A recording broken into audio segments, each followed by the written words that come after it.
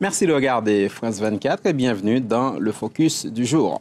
Aujourd'hui, au stade olympique de Berlin, l'Allemagne accueille la Turquie dans le cadre des éliminatoires de l'Euro 2012. Jusqu'ici, ce n'est jamais que du football. Sauf qu'il y a un climat passionnel qui s'est installé autour de l'événement. Et à voir l'emballement médiatique autour de cette rencontre, c'est à croire que tous les problèmes relatifs à l'intégration des Turcs en Allemagne, ils sont 2 600 000, vont être posés d'une manière ou d'une autre sur la pelouse. Voilà pour le prétexte de ce focus. Hasard du calendrier, justement, le gouvernement allemand a appelé un sommet sur l'intégration début novembre. Bonjour Anne Maillet. Bonjour. Avec Assia Chiab, vous avez décidé de nous raconter l'histoire de ces jeunes Allemands d'origine turque qui décident de partir vers leur pays d'origine. Oui, c'est vrai qu'on s'est penché aujourd'hui sur ces jeunes parce que on s'est rendu compte en se penchant sur les chiffres de l'immigration que depuis quelques années, le solde migratoire entre la Turquie et l'Allemagne était négatif. Depuis quelques années, il y a donc plus de Turcs qui quittent l'Allemagne que de Turcs qui viennent s'y installer. Et en rencontrant ces jeunes qui souhaitent quitter l'Allemagne ou qui ont déjà fait cette démarche, eh bien, on s'est rendu compte que justement ce débat autour des questions d'intégration qui fait rage à nouveau en Allemagne, eh bien, joue un rôle important dans leur démarche parce qu'ils se sentent bien souvent visés par le rejet exprimé par certains Allemands, par une majorité d'Allemands vis-à-vis de l'islam et quelque part vis-à-vis de la communauté turque. Donc ils sont effectivement de plus en plus nombreux, de plus en plus de jeunes diplômés d'origine turque ou de Turcs qui vivent en Allemagne à quitter ce pays. Un germano-turc sur 5 seulement se sent vraiment chez lui ici et donc ils décident d'aller tenter leur chance en Turquie, dans le pays de leurs parents, de leurs grands-parents, un pays qu'ils connaissent pour y avoir passé des vacances. Et dans ce reportage, vous allez donc en découvrir quelques-uns. On le regarde tout de suite votre sujet. Il sera suivi des commentaires de notre invité en plateau. Yasemin a grandi en Allemagne. Elle y étudie, sa famille proche habite ici. Et pourtant, elle s'apprête à partir pour la Turquie, le pays d'origine de sa famille.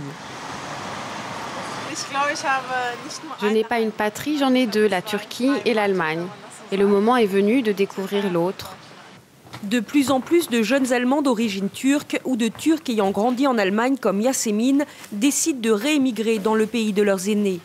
Un retour aux sources qu'ils expliquent notamment par les difficultés que rencontrent les jeunes issus de l'immigration sur le marché du travail allemand. Je pense que j'aurai plus de possibilités là-bas. Bien que je sois née ici et que j'y ai grandi, qu'il n'y a aucune différence entre moi et une Allemande, c'est malgré tout plus difficile pour moi de trouver un emploi. Plus de 12% des diplômés d'origine turque sont au chômage en Allemagne, soit 3 fois plus que les Allemands dits de souche. Ils sont donc de plus en plus nombreux à tenter leur chance en Turquie. Plus de 35 000 retours sont enregistrés chaque année. Alice a quitté Munich pour s'installer à Istanbul il y a 2 ans. Web designer autodidacte, il a rapidement trouvé un emploi dans une société qui travaille pour des clients dans le monde entier. À Istanbul, on peut se réinventer tous les jours, on peut tester ses capacités. Le pays est en pleine croissance, il y a beaucoup de jeunes, la dynamique est complètement différente. En Allemagne, on a l'impression que tout est déjà figé. À Istanbul, la communauté germano-turque grandit. Il s'agit surtout d'immigrés de seconde ou de 3e génération qui ont profité d'une bonne formation en Allemagne. Sibel, gérante d'un café concept, et Alice se sont rencontrés à Istanbul. Ici, leur double identité est un avantage et c'est leur rigueur allemande qui est particulièrement appréciée. Lorsque je dis que je serai là à 9h, je le suis. Tout le monde sait que je serai à l'heure. Ici, c'est un avantage. Depuis 3 ans, les Turcs sont plus nombreux à quitter l'Allemagne qu'à s'y installer. Et les immigrés naturalisés allemands ne sont pas recensés par les statistiques. Pour l'ambassadeur de Turquie à Berlin, c'est bien la preuve que l'immigration turque ne doit plus être une crainte en Europe. C'est un bon exemple pour ce qui est en train de se passer. Avec la situation qui s'améliore en Turquie, nous allons attirer plus de travailleurs que nous n'en perdons. Une tendance qui se fait notamment au détriment de l'Allemagne, pourtant en manque de main-d'œuvre qualifiée. Et pour commenter et approfondir ce sujet, nous accueillons sur ce plateau Riva Castoriano. Merci d'être avec nous. Vous êtes directrice de recherche au CERI Sciences Po, spécialiste des questions d'immigration. Alors, à voir ces jeunes qui partent vers la Turquie, leur avenir semble se dessiner beaucoup plus en Turquie qu'en Allemagne. Est-ce que cela signifierait un certain échec de l'intégration en Allemagne ? Au contraire, je dirais que c'est une réussite de l'intégration en Allemagne parce que leur intégration en Allemagne devient leur capitale en Turquie. Donc, ils vont en Turquie parce qu'ils sont formés en Allemagne, ils ont acquis toutes les qualifications nécessaires pour un travail intéressant en Turquie. Et évidemment, la Turquie est un marché tout nouveau, un pays émergent, comme on dit. C'est dynamique, c'est jeune, comme ils le disent. Il y a beaucoup de possibilités. Donc, s'ils n'avaient pas eu déjà ce capital acquis en Allemagne, ils n'auraient pas cette place en Turquie. Donc forcément, il y a une certaine intégration réussie en Turquie, en Allemagne. Et le marché est ouvert partout dans le monde, en l'occurrence en Turquie. Ils ont toujours maintenu la langue, ils ont toujours parlé la langue. Les familles ont tenu à ce que les enfants parlent le turc.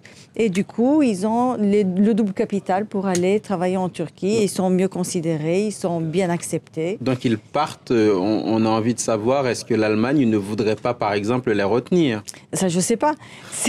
L'Allemagne, elle pourrait les retenir, mais vous me dites, votre reportage dit qu'il y a 12% de plus de chômeurs parmi les jeunes issus de l'immigration turque que la population générale.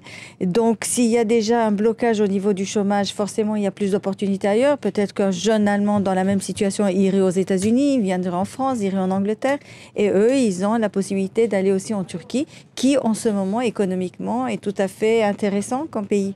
Par-delà les cas de ces jeunes, j'ai envie de vous demander quelles sont les principales caractéristiques de l'intégration turque en Allemagne. Les problèmes aussi, on pense à l'apprentissage de la langue, on pense à ce peu de visibilité dans les milieux politiques, par exemple. Comme visibilité dans les milieux politiques, il y a plus de députés issus de l'immigration turque en Allemagne qu'on en a en France. Et déjà à la Bundestag. Donc, il y en avait 3, je ne sais plus à combien ils sont maintenant. Déjà, il y a cette représentation à l'intérieur des partis, SPD, les Verts notamment. Et il y a une fille de la CDU qui vient d'être nommée aussi comme députée. Donc, visibilité politique, je dirais pas vraiment parce qu'ils sont très actifs politiquement. Et quant à l'intégration, l'Allemagne a toujours mis l'accent sur l'aspect économique de l'intégration. C'était pas comme chez nous, ils sont citoyens, il faut que la citoyenneté veut dire une intégration, etc. Là-bas, la citoyenneté, ça a mis du temps à venir, la citoyenneté légale et politique, mais en même temps, l'accent a été mis sur l'intégration. Il y a eu toutes les possibilités. Économique. En gros, il s'agit de leur donner les clés pour pouvoir s'assumer et vivre réellement. Le libéralisme allemand les a intégrés carrément dans un marché, pour certains, les plus entrepreneurs, qui se sont fait une place dans l'économie allemande, qui ont beaucoup contribué à l'économie allemande et qui continuent à contribuer par leur investissement, non pas seulement en Allemagne, ailleurs aussi, par le montant des impôts qu'ils sont en train de payer. Donc tout ça, ce sont des atouts entre les mains des Turcs et qui fait que ils répondent aux attentes des Allemands quant à leur intégration. Alors, à vous entendre, ça marche plutôt bien s'agissant de cette intégration. Et pourtant, l'Allemagne lance début novembre un débat sur l'intégration. On a entendu les sorties de la chancelière allemande, du président allemand. Est-ce qu'il y a un besoin de débat finalement sur cette question-là ? Bien sûr qu'il y a un besoin de débat. C'est sûr qu'il y a des problèmes il y a des questions de discrimination. C'est vrai que de plus en plus en Europe, l'islam est ciblé et dans l'espace public, dans les débats. Et ce ciblage peut créer une certaine identification et un repli en disant bon, écoute, je sais pas, c'est ma religion, je suis pas accepté en Europe, donc j'ai qu'à partir. Et en Turquie, il y a les possibilités.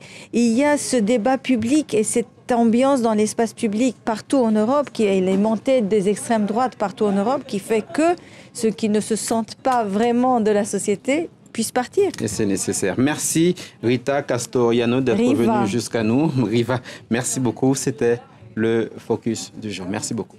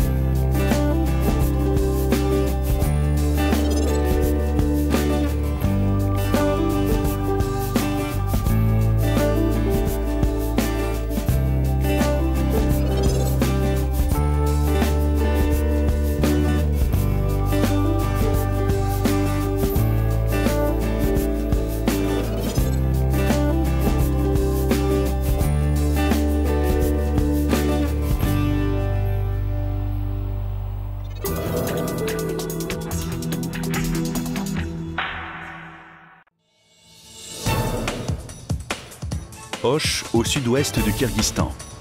Dès la tombée de la nuit, les forces spéciales patrouillent, armes au poing. En juin dernier, de violents affrontements ont opposé Ouzbeks et Kirghizes. Aujourd'hui, la violence est toujours là, les brimades et les enlèvements se sont multipliés. Nos reporters sont allés à la rencontre de ces deux communautés devenues ennemies. Reporter, aujourd'hui à 10h10 heure de Paris, sur France 24.